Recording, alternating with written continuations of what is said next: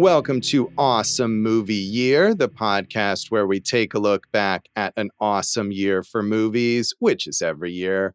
I'm Josh Bell, film critic and writer, and I'm joined by my co-host. I'm Jason Harris, filmmaker, comedian. And Josh, it's been a dream of mine for a while now to get you really healthy just so I could beat you to death. Oh, well, I'm healthy enough. I'm sure you could beat me to death now. It probably wouldn't be that difficult, honestly.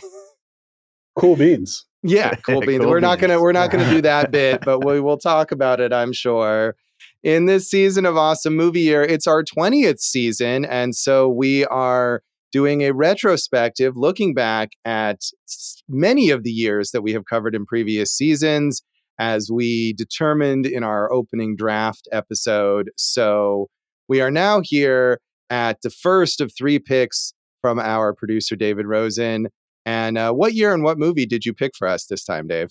I picked Hot Rod from 2007. And this is a pick, as we went through in the draft, this is a pick of a movie that you have not seen before, right?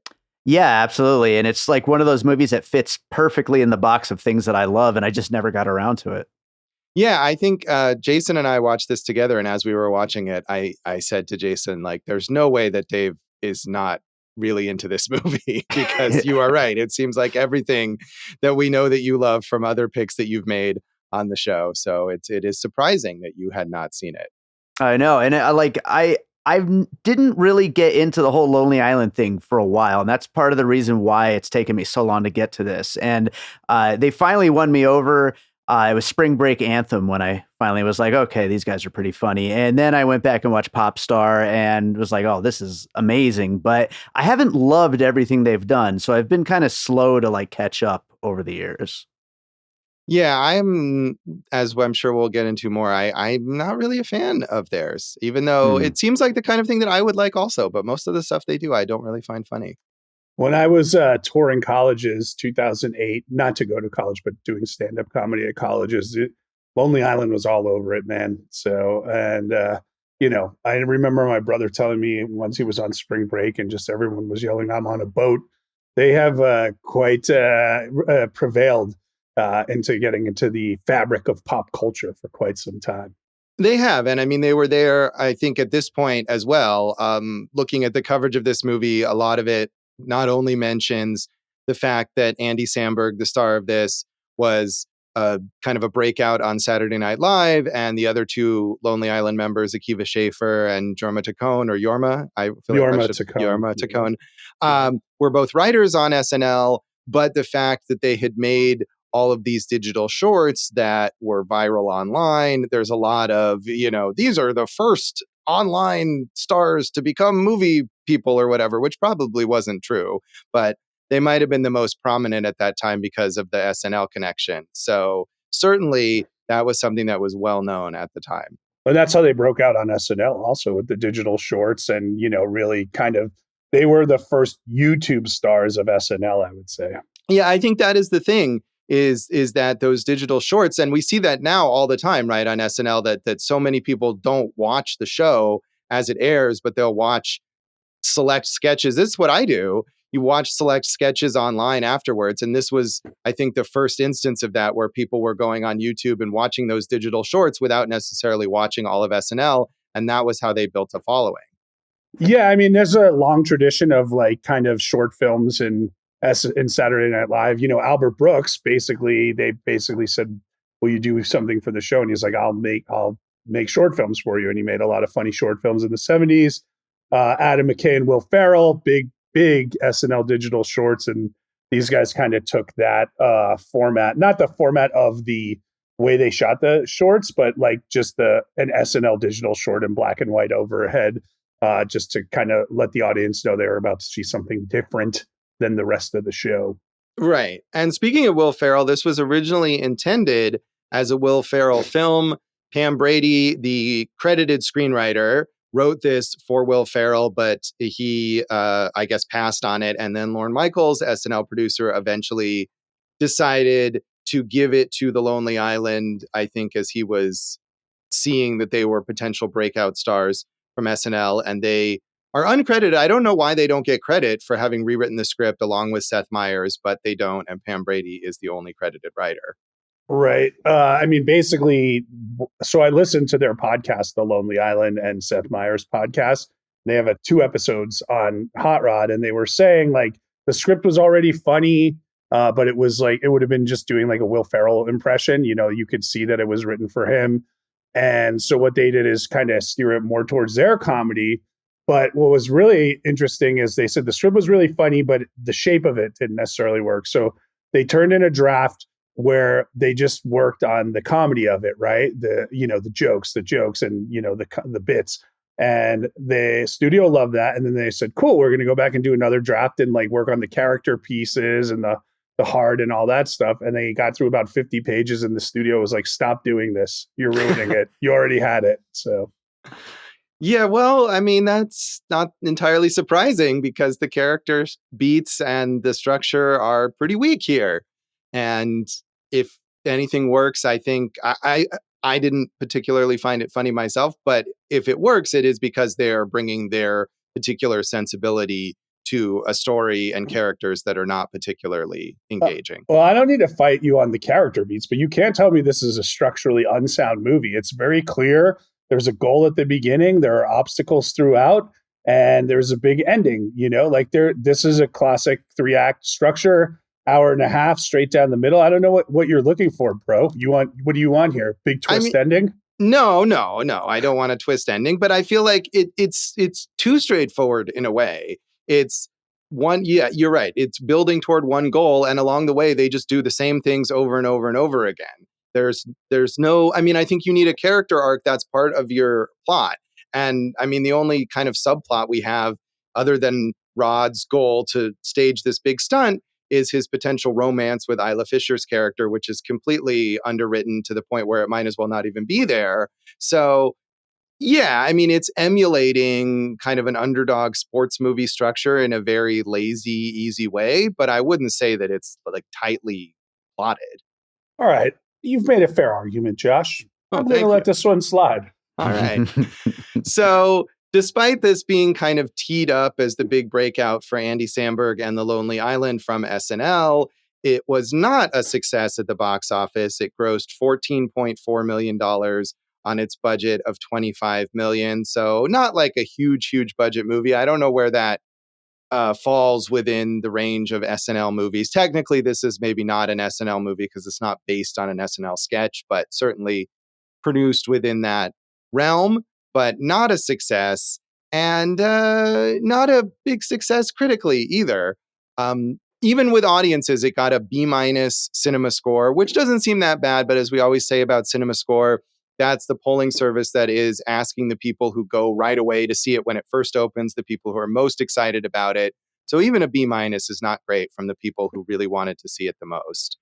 I looked for, as I always do, the segment, the Ebert and Roper segment. I couldn't find their actual broadcast on this one, but judging by the reviews that they wrote, it seems like Ebert gave it thumbs up and Roper gave it thumbs down. So mixed from them. And Ebert actually 3 stars.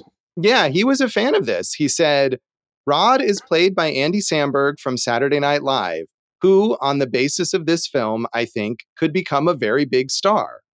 With a trusting face, a gigantic smile, and an occasional Burt Reynolds mustache, he has the innocence of many great comedians who always seem surprised at the way their schemes turn out. Like Buster Keaton, he springs up after every disaster, ready for more, hoping to get rich, win the girl, be universally acclaimed, and so on. The movie is funny because it is sincere. It likes Rod. It doesn't portray him as a maniacal goofball, but as an ambitious kid who really thinks every single time that he will succeed. I think so. For Samberg here, to me, when he's being Andy Samberg, that's when it's really clicking for me. But when he's doing bits that we've kind of seen done, like for instance, like when he's trying to play like cool guy around Isla Fisher, which is a tired bit, and these guys know that, you know, they're very astute in comedy. I just thought that stuff fell super flat for me. Yeah, I mean, as I sort of indicated, pretty much all of this fell flat, but I agree, especially when you can, I think when you're aware that this was written for Will Ferrell, you can find a lot of moments that are like, oh, it looks like he's kind of doing Will Ferrell. And especially then, it does feel really tired. And even if I wasn't amused at any of the bits, the ones that go weirder and more surreal, which is I think what you expect more from The Lonely Island, are definitely more effective. I agree. I mean, I loved a lot of the comedy in this, and I wouldn't even, I do see what you're saying, how that could be a Will Ferrell thing, but I think that's just the tired trope in comedy, of like, yeah, you want to come over, I got a mansion or this or that. Like, that's just been done forever. And seems like, after listening to their podcast, they were so aware of like comedy and what they wanted to do with it that I was surprised that stayed in there. Right. Well, as you said, maybe they were making changes there and were told to stop. You never know. And it was not like this movie went through a long production process, right? They shot it essentially during the SNL break or whatever. So at a certain point, you have the script that you have and you just kind of have to go with it. Yeah, I mean, I think they shot it over the summer, right? Right. In Vancouver. So they had the SNL summer break. But Lorne Michaels, when they were doing the rewrite, he made them fly to LA every week. So they didn't feel like they were doing something for SNL, but that they were making a movie that was its own thing. Yeah, all right. It's nice when you have that type of money to, I guess so. Go back to Los Angeles. Just right there. It seems fairly tiring, though. I mean, in addition to the SNL schedule, man, that's a lot. I mean, if Lorne Michaels is going to pick up the tab and put you up, wouldn't you do it? I guess. I don't know. So other critics were less into this. Wesley Morris in the Boston Globe said, the movie is up to its neck in mid-1980s cheesiness. The melodramatic synthesizers of Giorgio Moroder and the feathery wail of the Swedish rock outfit Europe are disinterred to happy ends. The filmmakers, though, have skipped right past the kitsch of tribute and gone straight for jokey delusion. They really seem to think it's 1986. And in that sense, Hot Rod is post-parody, taking nothing seriously, not even being a movie. It's amusing every 5 minutes or so, and some sequences, like a surreal musical number that abruptly erupts into a street riot, weren't being forwarded to friends. This is great news for those of us who like the beginning of a film to reach the end in under 5 minutes. It's not so good for people who like to get lost in a movie. Yeah, I'm obviously going to disagree. I like this movie, and I do like that I did agree. I was like, hey, when does this take place? And then when we see, Jorma on the internet at some point, I'm like, okay, it's a current movie, but it's definitely an 80s movie. And I don't think they need, what does he want them to like shine a light and be like, hey, we're doing an 80s movie. It's more fun if it's just done lovingly like this, I feel like. I guess. I mean, I'm not sure what he wants specifically, but to me, it was like, is this a parody of this kind of movie, or is it just borrowing this structure because it's easy, as we were just talking about?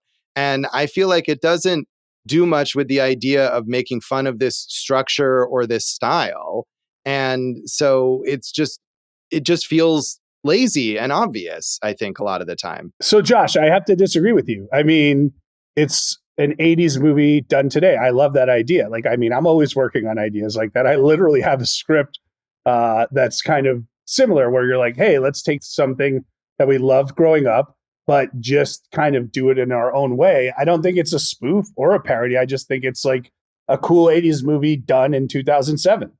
Yeah, I mean, I agree. It's not a spoof or a parody, but I think those elements are so dated, but also basic that you need it to be a spoof or a parody. Otherwise, it just seems like they didn't try hard enough. Much like I feel the exact opposite. I feel like if it was a spoof or a parody, that would feel tired. This is just, like I said, like a loving kind of tribute, and that's what keeps it like fresh. Yeah, fresh is not a word that I would use for this movie, really. Finally, it's no Cannibal Women in the Avocado Jungle with all those great quips and classic comedy bits there, Josh. I mean, I would certainly not call that movie a classic, but I laughed way more watching that movie for like the third time than I did watching this movie for the first time. And I thought all those jokes were tired, and I thought this was way funnier. Yeah. Well, that's we're like Ebert and Roper. We are. I don't know what they said to each other, but they obviously disagreed on this. So finally, A.O. Scott in the New York Times did not care for this. He said, Directed by Akiva Schaffer from an improvisation-enhanced script by Pam Brady, Hot Rod is unapologetically, almost proudly crummy looking, as though paying tribute with its sloppy framing and clumsy editing to the goofy, half-baked quality of its hero's stunts. Mr. Samberg's wide smile and eager manner are engaging, but he labors under the misapprehension that he is automatically innately funny. There is a difference between finding humor in laziness and self-delusion and lazily deluding yourself that anything you do will bring laughs. The laughs to be found in Hot Rod are small and easy. Mr. Samberg falls down or collides with a blunt object or utters lame, self-conscious catchphrases. Well, let's start with the technical elements. I mean, you and I watched it together. I don't think either of us were like, this is badly directed and terribly edited. I feel like that's a total miss right there. Yeah, I mean, I, on the one hand, didn't stand out to me as we were watching it. But on the other hand, I wouldn't say that it was particularly well directed or well edited. So, I mean, if you were looking for that aspect of it, I could see that you might notice a lot of just like deficiencies there.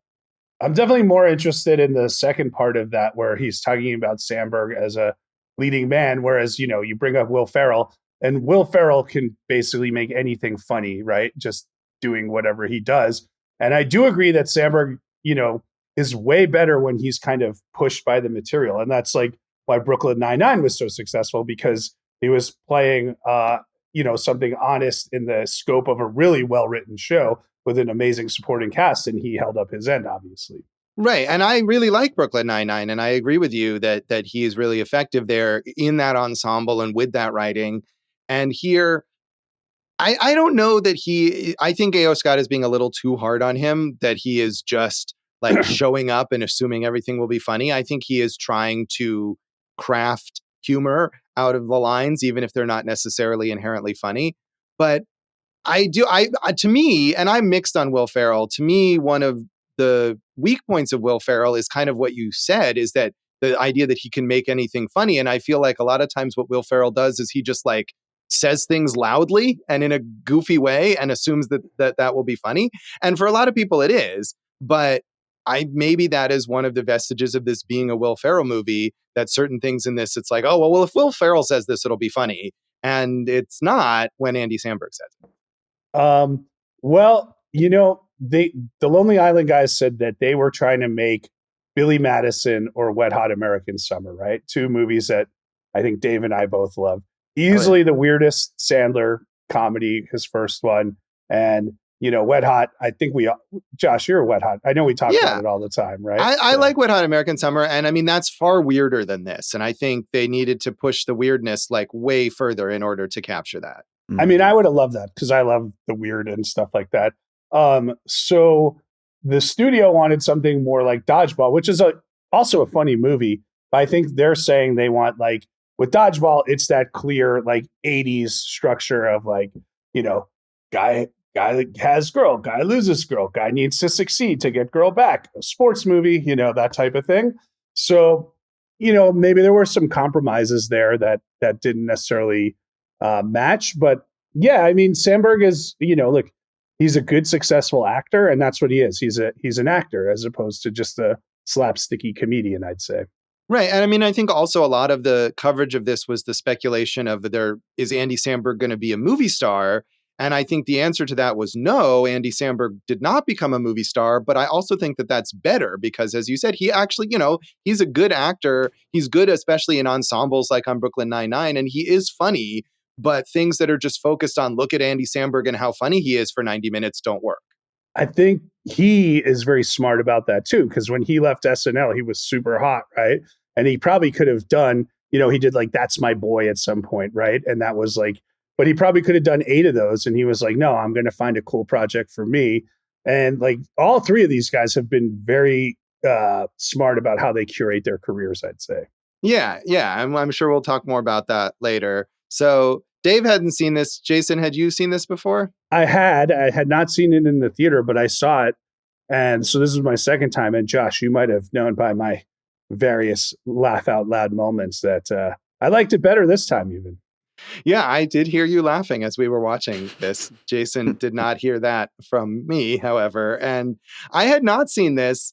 And at the time it came out, I think I had no interest. And I think I was sort of indifferent. I didn't dislike Andy Samberg on SNL, but I wasn't a big fan. Like I said, a lot of Lonely Island stuff. Just I didn't really find funny. But he did some funny stuff on SNL. I mean, I still love his Mark Wahlberg impression, I have to say.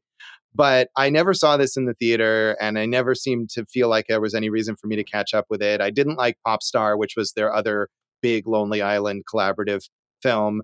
And so I never felt that I had a reason to watch this movie until Dave gave me a reason to watch it for this podcast. And now I have watched it. That's what I'm here for. You should have watched it anyway, because we keep referencing your sister who used to like kind of helm these movie screenings. And I think you mentioned she had to like do like 8 screenings of this one or something. Yeah, and I never had to go to any of them. I guess at the time I was working for Las Vegas Weekly, but I didn't write about this movie for whatever reason and didn't talk about it in any broadcast reviews. But I do remember her having to go. Sometimes they would screen movies multiple times and she had to see it over and over again. And I thought I remember that she didn't like it, which makes that even worse. But she gave it 3 stars on Letterboxd. So maybe she did like it, but just resented having to see it over and over again. Well, I, as Gopher Jason, might go look that up on Letterboxd, Josh. You can do that. So anything else you want to mention about the background of this film? Lorne Michaels pitched this as a different generation's comedy. And all of these guys, including Lorne Michaels, were expecting the box office, and 2, the kind of critical backlash against it. Even the studio was like, "Oh, we think it's going to make more money," and the Lonely Island guys, "No, it's probably not," But yeah, the big thing with that was they were releasing it against Bourne Supremacy, I think the second, or maybe it was Ultimatum or the third. And they were like, well, that's dumb. Like, people are going to go see that. And they're like, no, it's going to be a different audience because Bourne's rated R, but that one was rated PG-13. So it took a lot of their potential audience. But I have this quote from Lorne Michaels, Josh. I've lived through everything from Wayne's World and with Mike and Dana to Tommy Boy with Chris Farley and all the things I did with Farrell and even Three Amigos. Critics just don't like new comedians, and they certainly don't like them if they come from SNL or television. Later on, they revise their opinions and say that so-and-so's later films aren't as good as the first ones. I think the picture will be thought of differently in 2 years. Well, he's not entirely wrong about that, right? I mean, it has, I don't know if it has a critical reassessment exactly, but it certainly has a cult following of some kind, which is not surprising. And Andy Samberg, I think, is generally critically appreciated now in other things. I think Brooklyn Nine-Nine made a big difference on that. So and cool, like indies like Celeste and Jesse Forever, Palm Springs. Like, he's really good in movies like that, I feel like. He is. So we'll come back in a moment and talk more of our general thoughts on Hot Rod.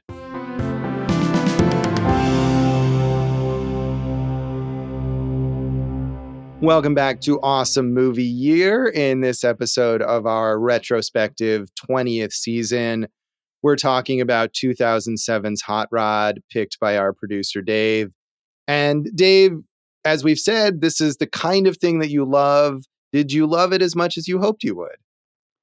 I didn't love it as much as I hoped I would, but I did like it. It was still really funny. There was a lot of laugh out loud moments, and it comes in somewhere right in the middle of like everything I've seen from these guys before. And, my favorite parts, honestly, were Andy Samberg and Ian McShane together. Like, that stuff is the best stuff in the movie, I thought. And then also, like you guys were talking about, whenever the movie gets really weird, that's when it really shines. When it kind of leans into just the obvious comedy tropes that we see over and over and over again, that's when it kind of fades a little bit. So Ian McShane, obviously, look, who's more successful than this guy right now, right? He's so great. I talk about this with Step Brothers a lot because and we might have mentioned this on an episode, but I think Mary Steenburgen is the secret MVP of every comedy she's in because she grounds everything, right? And that lets everyone go kind of crazy. And it doesn't work if everyone's crazy and there's nothing grounded here, right? And Ian McShane is a little crazy, but mostly grounded. And Sissy Spacek's the grounded one here. But you need those characters to make the comedy work. Because if everything's just weird, then everything's just weird. So yeah, they're extremely valuable, and McShane just has such a range. You know, he can basically do anything at this point. Mm-hmm. Yeah, I mean, again, I didn't really find that stuff funny, but in theory, that was an amusing element of the movie. And I did like seeing Ian McShane in that kind of part. He doesn't do a lot of comedy, or maybe he has done comedy, but he's not known for it. And I can't think of Ian McShane comedy particularly off the top of my head. So it looks like he's having fun getting to do this kind of goofy, ridiculous movie. And that dynamic between him, he plays Rod's stepdad, and the idea that Rod's always trying to beat him up to prove his manliness, and the whole driving force of the plot is that the stepdad needs a heart transplant, and Rod's going to raise money for that just so he can get the stepdad healthy enough to beat him up. Is amusing idea. Yeah. And so on the one hand, I feel like Will Ferrell does a lot of this, like, I'm gonna, wrestle you or beat you up or whatever, and you can see that maybe was intended for him. But on the other hand, Andy Samberg is so much smaller than Will Ferrell that I feel like that makes it funnier, the dynamic. And so, yeah, I wish I actually laughed at it, but I appreciate the concept of it. I think there's some really funny stuff. Ultimate punch, and then he kicks him, and Ian McShane throws a Chinese throwing star at Andy Samberg, and of course, in the middle of the movie, Isla Fisher's teaching him Tai Chi, and he asks, "Is there a move that will make you crap yourself?" And she's like, "Yeah, there is, but you're not ready for it." But he begs, and she does it anyway. And of course, that's the callback at the end in the McShane fight. So to me, that stuff works. The stuff that works best for me is all the weird stuff. The cool beans stuff, that reference to when they're walking to the big fight, or the big stunt, and like then everyone in town's walking with them and they break out into the musical number. And that could be the joke, and that would be good. I mean, honestly, it could have been a joke of just everyone walking behind him, and now there's a musical number, and now it turns into a riot. And like, I love that they stack those things because that's so specific to that type of comedy, right? Like, you could end it anywhere, but to me, sometimes it's funnier to go those beats further. This is actually true. Yesterday, I was talking to one of my managers, and I wanted to send her the script that we wrote, and I had to tell her, like, we know scenes could have ended earlier, but for this specific script, we wanted to squeeze in an extra joke or two just to take it a beat further, because a few years ago, like, and still on like this film festival circuit, like I get very bored with like the message movies, so I want to see something like Step Brothers or this, and they're fun to write. Sure. I mean, you can imagine them having fun riffing with each other during the rewrite of this, and on set too. I mean, that one review mentions that it's improvisation enhanced, and I'm sure there's an element of that they did their rewriting, but then on set that they changed things up and added jokes and whatever, because that's what they do. And it's really fun. Yeah, and you can imagine all of these people having a good time on this film. And even, like I said, like Ian McShane getting to play this ridiculous character in these ridiculous scenes. And it's always nice to see that in a comedy, but I feel like it didn't translate to me having fun watching the movie, unfortunately. Yeah. I mean, I love little things like the weird dancing that Bill Hader and Danny McBride do, or the way that Bill Hader talks to his little sister he just is so verbally abusive for no reason. Like, where do you want me to put the juice? It's your house too. It's your yard too. What do you think, right? Like, I think all that's very funny. I laughed a lot. The flip montage where he's in the woods and he's, it's a real Footloose. That's a straight up homage, right? Or a parody, if you want. Yeah, it is. And so, I mean, I guess in a way, right, that, because it's immediately obvious what they're parodying. I will give you that, like, making this movie a full-on parody would not have worked, because that's the whole joke there. It's like, oh, look, he's doing Footloose. Okay. Right. And to do it once is cool because that's it. And then I love that they just kept showing the flip over and over. And I could see an audience be like, what is this bullshit? Why is he doing this? In the podcast, they were saying they had shown they had shown the movie to Neil Brennan before it got released, right? Famed Chappelle Show co-creator. And he does all these flips, and then he, is going out of the woods, and then he falls for 47 seconds straight down a hill, right? And Neil Brennan's like, I only have one note on the whole movie. He should get back up and then fall for another 5 minutes. Yeah, I mean, that's one of those jokes where it's like, oh, this isn't really very funny. And then it just keeps going. And you're like, why is this still going? And then it keeps going for so long that it's kind of funny that they just don't stop. And there are examples of that. I mean, I think the most famous, or the one I always think of, is the Simpsons bit with Sideshow Bob stepping on rakes over and over and over and over again. Yeah. I don't know. I guess maybe I've seen that, even that bit where the bit is that the joke goes on for longer than it should. It didn't work for me. I like those, I mean, and now it's the meme, but it's like Homer backing out of the backyard and through the bushes. Like, Mhm. and in the script that I was just referencing, we definitely have a scene where the joke just goes and it's like, it could be cut at any point in time. But yeah, I don't know. What's funny is like that script that I keep referencing, I'm like, Dodgeball was something we were looking at, or Step Brothers, or Slapshot even. And then I watched this and I was like, oh, this is exactly the type of thing I'm trying to do. Right. Like, so I just really, really enjoyed watching it. And yeah, I definitely took a gummy probably before we started it, but I wish, and I don't smoke weed, but I definitely wish I smoked some weed also. Yeah, I mean, you can tell that this is a movie that, I mean, and this applies probably to a lot of cult movies that we've talked about, that in the theater, when it was first released, wasn't necessarily the right environment for the people to see it, to appreciate it properly. And you can absolutely imagine that this is a movie that people got stoned and watched at home, or a movie that teenagers rented or whatever streamed by this point at home later. Maybe they weren't able to see it in the theater or didn't know about it in the theater or whatever. And that being slightly enhanced is maybe the best way to watch a movie like this. They got an all-star supporting cast of comedy players, right? Isla Fisher is always a killer in these, Wedding Crashers. She basically steals the scenes that she's in, right? But they give her like nothing to do here. I agree. They don't give her enough to do. I agree with you on that. Hader and a fresh-faced Danny McBride, who I think had only been in like Foot Fist Way at this point, are always going to be funny. So and I think Will Arnett, who I think his stuff has gotten more tired when he pushes too far, he's very good here. This is like prime Will Arnett, Arrested Development, stuff like that. Yeah. I mean, he's definitely playing the same kind of character you see him play in a lot of that stuff where it gets really tired. He's the kind of like douchey business guy who's just full of himself or whatever. He's Isla Fisher's the boyfriend she's obviously going to dump in favor of Rod. Right. And yeah, I mean, all of that felt basic. I think we've established my dislike of Danny McBride here before, although he's fine. I mean, he has such a small part here that he doesn't, derail anything, but I just am not a fan of He's his. awesome. I do like Bill Hader a lot, and he's fine here. But again, both he and Danny McBride have done many other things where it's like their project and they really have their sensibility on display, and that's not the case here. They're both here just to kind of support Andy Samberg, and they do fine at that. Yeah, I think they probably. I mean, I know they did this, and with McBride, they were like, just play the Foot Fist Way guy and do whatever you want. So they probably just gave him.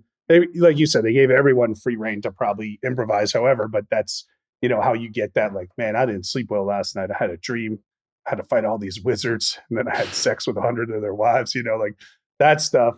But the Will Arnett thing, and Will Arnett, the last time he really just cracked me up was Murderville. That's a hilarious show on Netflix, and I hope they do more of it. But I thought the Will Arnett, the breakup scene was awesome where, the classic, like she's leaving and he's like, babe. And he just yells babe for like 4 minutes. That's very funny, man. I mean, it's another one where it's like, here's the joke again and again and again and again. And it wasn't funny. And now it's funny because we just kept doing it.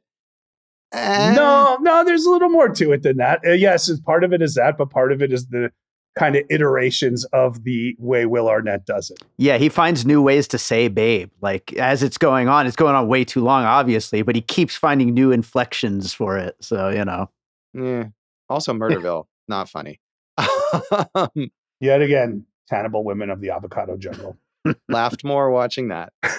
I do want to go back to what you like. Another supporting character that you mentioned was Sissy Spacek. And I think that's an example of, you're referencing Mary Steenburgen and how she plays the role straight, and that makes things funnier. And Sissy Spacek is also playing it straight. She plays Rod's mom, but she's just like nothing. Like you could have had anyone in there. You could have had a mannequin sitting there as Rod's mom, and it would have really made no difference. You make a fair point. The women are extremely underwritten here. Those two, the waitress at the restaurant, they're just there, as we've covered in like Old School and stuff like that, especially in this time period. There's no real kind of character to them. They're just there to prop up the guys, right? And I think we're hopefully moved past that, right? In comedy, One would hope so. And I mean, I think it's one thing with Sissy Spacek. I mean, I think if it hadn't been an actress of the caliber of Sissy Spacek playing Rod's mom, it wouldn't be a concern, because it's like, this isn't a character who's meant to do anything other than like kind of give us some exposition or whatever. But I think with the Isla Fisher character, it's really more frustrating because she is a major character. And furthermore, I feel like there were very brief moments where you get the sense that maybe Denise, her character, is also like a weirdo. And I feel like if we had leaned into that more, like that, she could have been just as funny and she could have been weird in her own way. I mean, we get the idea that like, it's not just that Rod has a crush on her. He says, do you want to join my crew of these like obvious weird losers? And she's like, yeah, I do want to join your crew. So, I mean, I feel like they could have really gone forward with that. And she could have been just as weird as Danny McBride and Bill Hader, but she's not. Dude, you nailed it. You got it. And, going back to those Will Ferrell movies, like Mary Steenburgen has a clear character in Step Brothers. And Anchorman, Christina Applegate, is awesome. And that Veronica Corningstone is like a real great antagonist love interest for him. And that elevates the whole thing. So I can't disagree with you on these things, Josh. All right. Well, I'm glad to hear it. But I do want to talk about one other supporting actor who just steals everything that he does. Chris Parnell, amazing in this movie. I do like Chris Parnell, but I just didn't find that character funny either. The AM radio guy, and the bit is that right. He's really attached to AM radio as a format that's going to be saved and going to become relevant to people, and that he's sponsoring the big jump, and no one can watch it on TV because it's exclusively on the radio where he's going to describe it. And I don't know. That's hilarious. I just didn't find it hilarious. And I do like Chris Parnell. 30 Rock. He steals every scene he's in when he shows up on that as Dr. Spaceman. But that scene where he describes his tattoo and just kind of like goes on, I don't know. So funny. I know we're about to rate it and all, but like I was almost going to raise my rating just because of the Chris Parnell scene. He's so good. And I did raise my rating because of that, just for the line where he goes, I'm not saying that kiss was hot, but if the boner police are here, I need a lawyer. It's just a perfect line right there. Yeah, I mean, yeah, it just didn't work for me. We didn't even really talk about, the stunts, and that like another thing that I was Funny. sort of, it's like the same joke over and over again. I mean, that was the thing. You talk about the structure of this at the very beginning of the movie. It's like big setup for crazy stunt, and immediately Rod falls and fails. And then we just see that happen over and over and over again until the build up to the final big stunt where Rod falls and fails. And not that I wanted him to somehow succeed at the end, because that's obviously a big cliche, but there was no momentum to this.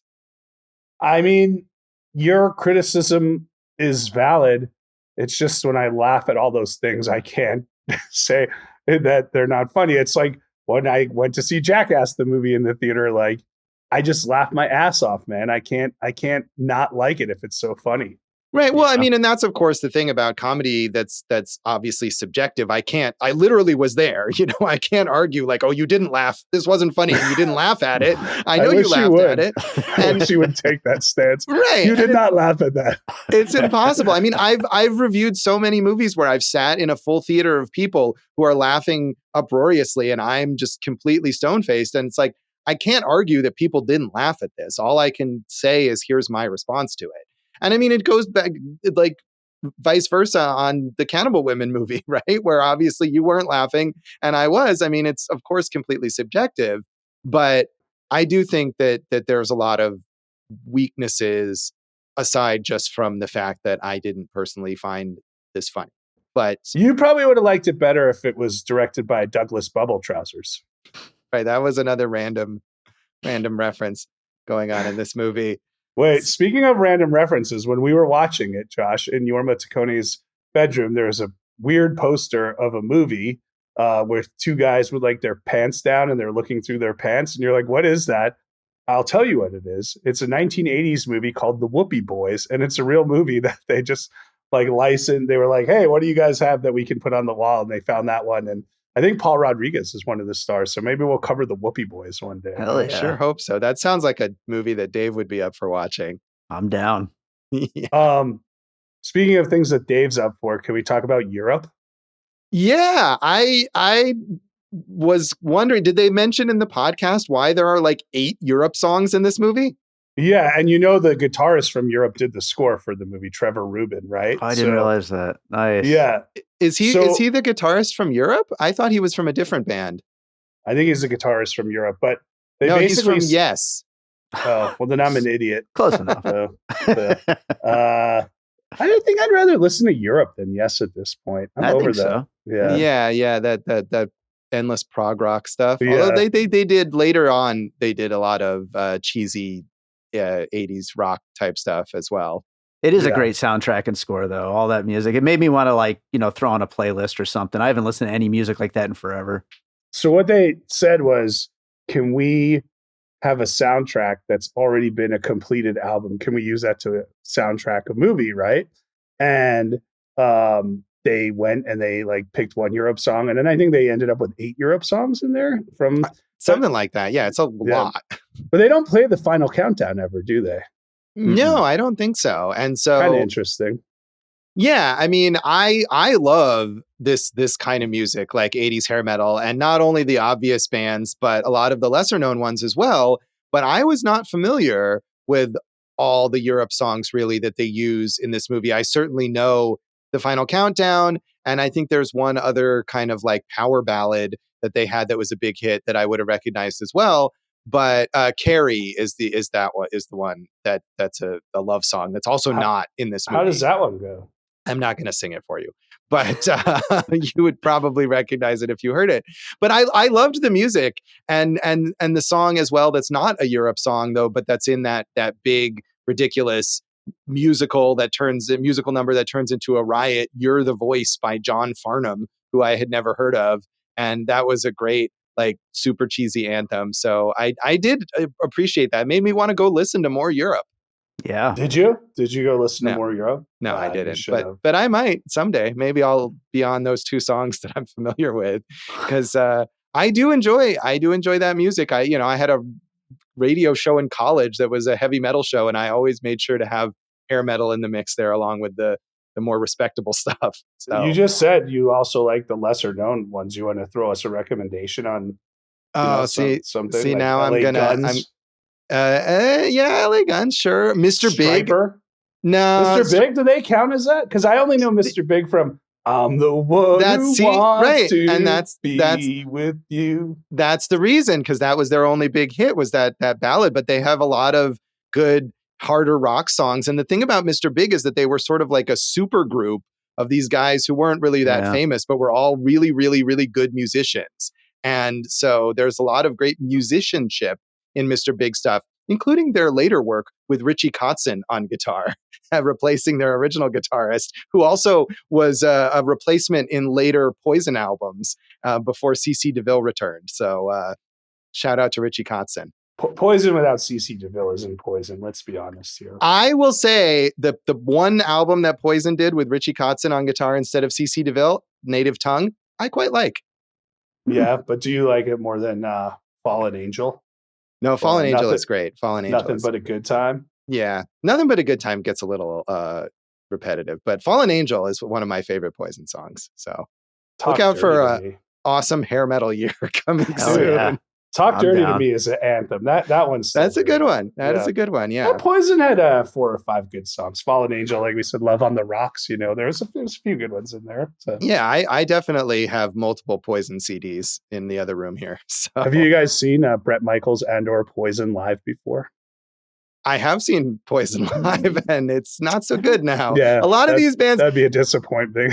I never saw any of these bands live when they were like at the height of their popularity, and I later saw a lot of them, and a lot of the time it's not as good as you would hope it would be.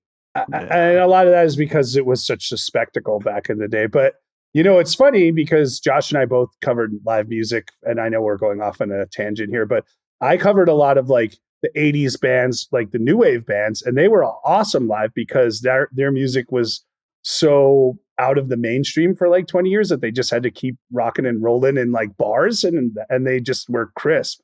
And I know Josh likes to make fun of me when I bring up Bruce Springsteen, but there's no better live act, Josh. So I would never claim that Bruce Springsteen does not put on a great live show. I'm sure that he does, and I'm sure it's better than the issue with Poison wasn't that they couldn't do a big spectacle. It's just that they sounded crappy. Right. And That's Bret what I Michaels' mean. voice is not there really. Well, no, that's it's what not I'm as saying. bad as Vince Neil with Motley Crue was the worst. His voice was just completely gone. And that's what I meant in the 80s. But that spectacle is smoke and mirrors is what I'm saying, right? Like it hit a lot of the things that maybe they were deficient at. Yeah, maybe. But I think that's the common criticism is that that music was all that kind of flash and the music itself wasn't good. But I think there's a lot of really solid pop songwriting. And to bring it back to this movie, I think you can hear that when you listen even to these like lesser known Europe songs, like, oh, these are really catchy. Yeah. These are really totally. well written and well produced songs.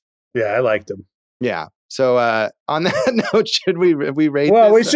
we should give Dave last word before we rate it. Did we miss anything, Dave? Are you happy that we watched it? It's your pick. So yeah, I'm happy that you guys watched it. I'll just throw one more bit from the Ian McShane stuff that made me laugh so much when Andy Samberg is like finally opening up to him through the bedroom door, and then Ian McShane is standing right behind him. He's like, "Who are you talking to?" That part made me laugh really hard. To me, the funny thing with Ian McShane is when he showed him the picture that he painted of a horse fucking him. That was good too. Yeah, it's a very detailed, well made picture. Like he's quite a talented painter. Frank, I think was the character's name. Yeah. So do we want to rate this out of 5 failed stunts or fake mustaches like Rod always puts on before he does a stunt? Europe songs, 5 Europe songs. Yeah, there's at least 5 Europe songs in the movie. Go for it, Josh. I give it a 2 out of 5. I did not enjoy it. I can appreciate that it has its cult following and good for the Lonely Island for kind of doing their thing. It's not for me. Don't worry about that 2, guys. I'm bringing it right up, going all the way to 4 Europe songs on this one. It's probably 3.5, but like I said, that Chris Parnell gets an extra half a star for himself. He's so funny. Dave, how do you rate this? Yeah, I'm going 3.5. And it's a funny movie. I'm glad I finally got around to it. All right. Well, we'll come back and talk about the legacy of Hot Rod.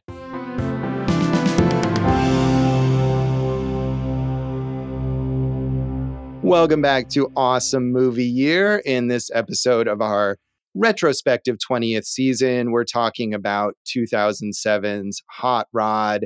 And legacy-wise, as we said, this has become kind of a cult classic. Maybe not a major cult classic. I don't remember if this was in the mix for our cult classic episode when we did our 2007 season, but it does have its following. And I feel like the Lonely Island as a whole, that although we would say that they're successful, a lot of the stuff that they do has this cult following rather than a major mainstream following, and Hot Rod probably more than anything else. I mean, I guess so. If you look at like their views on YouTube, it's in the tens of millions for each thing. So I don't know how minor cultish you can be. That's pretty mainstream right there. No, that's true. But I think stuff like this, that's beyond the SNL shorts that gets all those views on YouTube, stuff like this or Pop Star, which was the other major project with all of them working together as like a Lonely Island movie, where it didn't make money at the box office, but it certainly has even more so than this movie, has a very, very devoted following. I think that's kind of where that they've gone. But you're right. They're very successful. All of those digital shorts are some of the most famous. If you see lists of the best SNL sketches, stuff like Dick in a Box and Lazy Sunday always end up on lists like that. And they've recently come back to SNL because Andy Samberg came back to do, what was it, the Doug Emhoff impression, I think, which was, super essential. But that opened the door for Lonely Island to come back and do stuff like, what is it, Sushi Glory Hole that they did recently. I think they've done a couple others. And those ended up, that one is in particular, ended up getting a lot of attention online as well. I like their stuff. I like Samberg as a player on SNL. Last night I watched the Blizzard Man sketch. Do you remember that one? I don't think Where so. they're rappers, right? And like Ludacris is in the studio with his producers, and they're like, "We just don't have any." And he goes, "No, don't worry about it.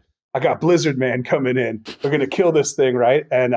And then Keenan, who's like the engineer, is like, "Blizzard Man, I thought that guy was just a legend, a fable." He's like, "No, he's real, and he's gonna kill this thing, right?" And Andy Samberg comes in, basically wearing like a Dick in the Box style costume, and they're like, "Oh, you guys are, Ludacris is like, you guys." You don't know what you're gonna get, right? Like, and they'll drop the beat, and he's like, "Yeah, Blizzard Man, ready, let's go." And then it'll be like, rap song, here I go, rapping, rap song, rap, rap, rap. And like, of course, Ludacris is like, "That's hard," and everyone else is like, "What is happening here?" So I think there's a lot of fun. Like, I don't want to call it anti-comedy because it's not, but it's subverting the expectations of what you would think in a sketch, I think. Yeah, I mean, and I liked him on Saturday Night Live. As I said, I mean, I haven't watched a full episode of Saturday Night Live in decades, but I would watch sketches here and there. I still do. And I certainly, as I had talked about before, remember Mark Wahlberg Talks to Animals, which is a classic, is a great sketch, is really, really funny. Get in the Cage, because Nicolas Cage right. talks. Yeah. Yeah. I mean, he was good at it. He wasn't like known as an impression guy on SNL, but he had those particular ones that were good and that were memorable. And right, with The Lonely Island and especially I think away from The Lonely Island, he has had success. He hasn't become that huge movie star like we said, but Brooklyn Nine-Nine was on for like 8 or 9 seasons or something and was pretty consistently good throughout. And he was very good on that and had that range of, it's not the weirdo anti-comedy stuff. It's a fairly traditional sitcom, and he has a lot of emotional stuff there with Melissa Fumero as his love interest and later his wife. And you could get into all of that just as well as the goofy comedy that they had on that show. And it was really enjoyable. And Palm Springs, I think, is great. And that also has a great emotional core between him and Kristen Milioti, as well as the crazy comedy. So I like him a lot overall. I just don't like this movie or most Lonely Island things. Yeah, so at the time of recording, he's playing, I think, Kate Winslet's husband in the movie Lee. And I heard an interview with Kate Winslet, like, "This is Andy Samberg's first dramatic role." And I'm like, no, it's definitely not. I mean, there's Palm Springs is a comedy, but that's a dramatic role. Celeste and Jesse Forever is definitely a dramatic role, So I think he deserves a little more credit than what he's got there. The 2 movies he's got coming up, Josh, 42.6 Years, which is Craig Gillespie's new movie. After waking up from a failed experimental life-saving procedure in which he was cryogenically frozen for 42.6 years, a young man realizes he wants his ex-girlfriend back. He'll have to overcome the fact that while he hasn't aged a day. So is it going to be like Andy Samberg and some probably much like older? like a Mary Steenburgen type or something, right? So that's trending right now. These Harold and Maude romances, I feel like, right? I guess seeing a lot of them. Isn't another one Jay Roach's new movie, The Roses? I think it's a remake of The War of the Roses. It is, yeah. Yeah. A tinderbox of competition and resentments underneath the facade of a picture-perfect couple is ignited when the husband's professional dreams come crashing down. Is he the main husband in that, or is he a supporting character in that? I don't know, man. It's also a weird comeback vehicle for Jay Roach, I'd say. Yeah, and a weird thing to remake. I really dislike that original, but it certainly has like the reason that it works if people like it is because of that like central dynamic. And I don't know that changing up the stars of it is really it's not like the concept was so brilliant. So we'll see how that goes. Both Jorma Taccone and Akiva Schaffer, who on that podcast that I referenced, The Lonely Islands and Seth Meyers podcast, are just often called Jorm and Keeve. That's how close everyone is. Sure. Have become very successful directors. Akiva Schaffer, as you mentioned, they both directed Popstar together. Akiva Schaffer did the Chippendales Rescue Rangers movie, which was the last Lonely Island project. And he's doing the new Naked Gun with Liam Neeson, Josh. Yeah, and Jorma Taccone directed MacGruber, another SNL, which I find very not funny. Amazing. And Dave? I also haven't seen that. That and Hot Rod are my 2 big comedy blind spots of like the 2000s. Yeah. Come over. We'll watch it. Yeah. Again, I can't imagine MacGruber, like, there's nothing I can think of that Dave would like more than MacGruber. It's perfectly calibrated toward the kind of stuff that you like. So I was interested, like you said, Akiva Schaffer is directing the Naked Gun remake, which seems obvious as something that these guys would do. Jorma Taccone's next project as a director is a thriller called The Trip. Yeah. So I'm interested to see how he'll handle something that's a slightly different genre. I think it's got comedy elements, but is mainly a thriller. So see A how that troubled goes. couple visits an isolated cabin, both harboring hidden intentions to eliminate their partner, setting the stage for a thrilling and suspenseful showdown amidst the secluded wilderness. That sounds like fun. Shout out to Jorma Taccone's Razzie nomination for supporting actor in Land of the Lost, Josh. That is a bad movie. But they're also doing MacGruber too, I think, coming up. Are they? Even after the MacGruber TV show had nobody saw MacGruber in the theaters. Nobody watched the MacGruber TV show, and yet they're going to make MacGruber 2? Maybe it'll go right to Peacock. Who knows? But all three of these guys and basically the entire cast could just make livings off of voice acting at this point. They all do so much voice acting, and obviously Bill Hader, kills it as a voice actor, and all these people do. Josh, Yeah, I mean, we said Bill Hader and Danny McBride, both who just kind of are supporting here, have their own showcase projects. I know, Dave, you're a huge fan of Danny McBride's TV stuff, like Eastbound and Down and Vice Principals and Righteous Gemstones. And Bill Hader, of course, huge on TV as well with Barry and Documentary Now, which we always end up mentioning in our documentary episodes, which is brilliant and I love. And Seth Meyers, a co-creator of Documentary Now as well. And Bill Hader, a strong dramatic actor, to Skeleton Twins and the second It movie, which you would not expect him necessarily to be in a horror movie, but does really well there. And I always appreciate that Bill Hader is such a huge classic film fan, and he's always doing stuff with like TCM. And I remember being at the TCM Film Festival one time, and Bill Hader is the kind of guy who, they have they'll get famous people that come, they introduce the movie. And I remember Bill Hader introducing the movie, and then he sat down and watched the whole movie with everyone because that's the kind of guy that he is.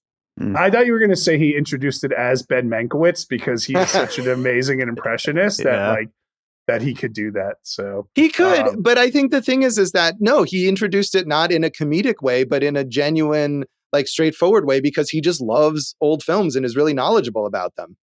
I think obviously his most popular character on SNL was Stefan, which I'm sure they were talking about doing a movie of. But the Stefan stuff, because everyone thinks like Hader was breaking, which he was, but it was almost purposeful because the legend is they would write lines and then they would go to dress rehearsal and they would do it. And then when the live show happened, John Mulaney, who co-wrote all that stuff, would switch all the lines. So Bill Hader would be reading them for the first time off of the cue cards. And that's what kind of got him to laugh through all that stuff. Yeah, it's good that they didn't make a Stefan movie because even if you're amused by Stefan, like he's just a guy who sits at a desk and talks for 3 minutes, and that does not make a movie. Yeah, I don't know how they would have crafted that one, although we've seen them try other things like Superstar and The Ladies Man. So who knows? Right. But even like Stefan, I mean, maybe I'm wrong because I don't watch it as diligently, but he never even did sketches. He was just a Weekend Update guy, right? Right, but I think that's why you could have made the movie because there was so much less around him. You could have built that world however you wanted. Yeah, I guess. Well, I still think it's probably better than I'm not sad they didn't make that either. Yeah. Mm-hmm. So as we said, Isla Fisher kind of didn't get her opportunity to really show her comedic chops in this movie. And maybe she doesn't that much anyway. I mean, she was someone I think at this time or a little afterwards was seemingly on the verge of being this big star. And I remember she was the star of Confessions of a Shopaholic. It seemed like they were trying to make her the next like Renee Zellweger or something. And that never happened. And she has gone on to have a very successful career, but mainly as a supporting player. I like Bachelorette, which I watched again not that long ago. Yeah, with the Leslie Headland film with Kirsten Dunst, which is a very dark comedy, and she's fun in that. Lots of other supporting roles. She is the co-lead on speaking of Peacock, a Peacock series called Wolf Like Me, which is not very good, but has had a couple seasons. And she's going to be in the new Noah Baumbach movie. So, I like Noah Baumbach. And Josh, speaking of Renee Zellweger, the new Bridget Jones movie she'll be in as well. Yeah. So, I think speaking of Bachelorette, she's in another project like that called Spa Weekend, which sounds like totally great for her. Where 3 women go away on a spa weekend and, craziness ensues. her most successful franchise is probably Now You See Me. I think they're doing the third one now. Yeah, so. Now You Three Me is coming out. Nice. But Dave, you like her the best in what? The Beach Bum. Yeah, there you go. Oh, Absolutely. right, of course. Yeah, so good. Yeah, and speaking of things that Dave loves, Pam Brady, who again is the credited screenwriter here, although how much of her script was used is not entirely clear. I mean, she's this kind of mid-level screenwriter, but co-writer of one of Dave's favorite films, Judd Apatow's The Bubble. I noticed that as well. If you look at her screenwriting career, it looks really bad compared to this, right? Like, there's a lot of movies that just don't work. But we've talked about Sissy Spacek in Three Women. We've talked about Ian McShane in Sexy Beast. So I just wanted to, and we kind of went over a lot of Will Arnett already. Twisted Metal is his new, he's a star of that in every stupid commercial for Reese's. But Parnell is the next thing he'll be in is The Dink, a pickleball movie with Ben Stiller. Oh, sure. Of course, there's a pickleball movie. Yep. The last thing I wanted to mention is that Europe reunited in 2003 and is still going strong. Recently completed their 40th anniversary tour. That's amazing. Hell yeah. With their full Final Countdown era lineup still intact. We should all go see them. Let's do that. An awesome movie you're outing to Europe. Yeah. Right. I that's one of the hair metal bands I didn't see. Although Vegas is a mecca for this kind of music. I'm sure they've played here in the past. I wanted to mention one other thing that might have gone under your radar. Talking about the Lonely Island stuff. Andy Samberg has done some hilarious sports parody stuff on like HBO. He did a Tour de France one. The Longest Match Ever is awesome with him and Kid Harington. And there's one on Netflix that I think, and I don't know if the other guys, I don't think they were involved in those two, but I know the three of them came back together for the Unauthorized Bash Brothers Experience, which is about Jose Canseco and Mark McGuire. And it's very funny, Lonely Island songs and weird comedy. Definitely look that one up. And that Longest Tennis Match Ever, I think I would venture to say I probably laughed more at that than I did at this even, Josh. So yeah, and that's why it's called 7 Days in Hell. And that's one that I remember not laughing once during that. I think I watched that to review it. And I have not seen the Bash Brothers one, though. I love that you and I disagree so much on comedy because we've written a bunch of comedy stuff together, and maybe that's why it works so much. That I think we've written good comedy together. Yeah, and I mean, and I enjoy your comedy, Jason. I've laughed more at your comedy shows than I laughed at Hot Rod. So awesome. There you go. Yeah, that's nice. Thank you for attending those, Josh. Unlike Dave, who has never attended one. Yeah, I've been to two. I've been to two. Really? Yeah, I don't remember. Yeah. All right. All right. That's Hot Rod. And that's this episode of Awesome Movie Year. You can try to beat us up online and on social media. AwesomeMovieYear.com. Awesome Movie Year on Facebook and Instagram. Awesome Movie Pod on the platform that we wish would fail as bad as some of the stunts in this film. I'm at Jason Harris Comedy or Jay Harris Comedy on all the things. Eat This Comedy sold out tomorrow night at the time of recording. So keep looking out for new events there, Josh. Also, hey, I have a new, speaking of, if you want to like my comedy as much as Josh does, you can see me at my new residency at Jimmy Kimmel's Comedy Club. We're there every other Thursday at 11:30 p.m. Cheap tickets, food and drink specials. What more could you want? I could tell you what more you could want. To follow me on Letterboxd, go for Jason. Beautiful. You can hear some gems like that at Jason's residency at the Jimmy Kimmel's Comedy Club. You can find some old stuff from me at joshbellhateseverything.com. I am at Josh Bell Hates Everything on Facebook, at Signal Bleed on Blue Sky, and on Letterboxd. And if you're on Letterboxd and you watch this movie or any of the movies we talk about, tag your reviews Awesome Movie Year. We would love to know what you think. And check out our producer David Rosen's awesome podcast, Piecing It Together. Check out Piecing It Together wherever you listen to podcasts. Follow us on social media at Piecing Pod. And I was going to plug my comedy rap because of the Lonely Island, but nah, I'm not going to bother. Oh, okay. Jewish Dave. Yeah. No one needs to look for that. An influence on the Lonely Island, certainly. Did you have a favorite? Did either of you guys have a favorite SNL digital short that they did? I don't even remember. I don't remember which ones I've seen. I mean, I would just go with one of their music videos. Probably, like I said, that Spring Break Anthem I thought was hilarious. I assume that those are all also considered SNL digital shorts. Yeah, I think almost all of them are. So I remember liking Lazy Sunday, the first one they did, but most of the other stuff just doesn't do it for me. So the Natalie Portman rap ones are great because That's good, she too. goes hard at them. So Yeah. Jason, what's in our next episode? you tell me, Josh. It's your pick.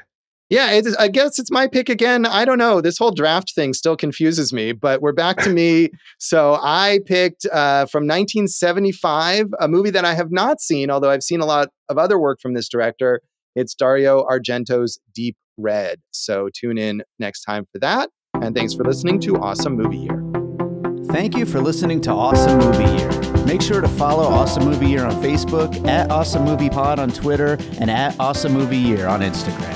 And if you like the show, review us and rate us with 5 stars on Apple Podcasts.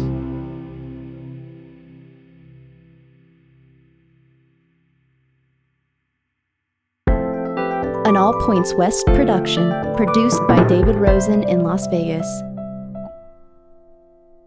Boner police. Yeah. I was thinking about John Voight's How Do You Like My Boner in Megalopolis. There you go. Hot Rod. Important puzzle piece for Megalopolis. Yeah, we missed that one, Make sure to Josh. get that one back in there. Yeah. It's, you know, I didn't want to keep saying like, oh, I did this, but in the Defeated, in my web series, right, there was one episode where David's like, what are you doing? And like, I'm like working on a piece of paper, and I'm like, I'm just trying to chart the moment where my life hit rock bottom. And he goes, oh, let me see. And I turn it around, and it's a picture of a giant erection hanging itself. And he goes, yeah, that's accurate. I like it. The Jackie Treehorn drawing in Big Lebowski, right? You gotta, it's like, here's important information, and it's just a giant boner. Yeah. Mm-hmm. Okay.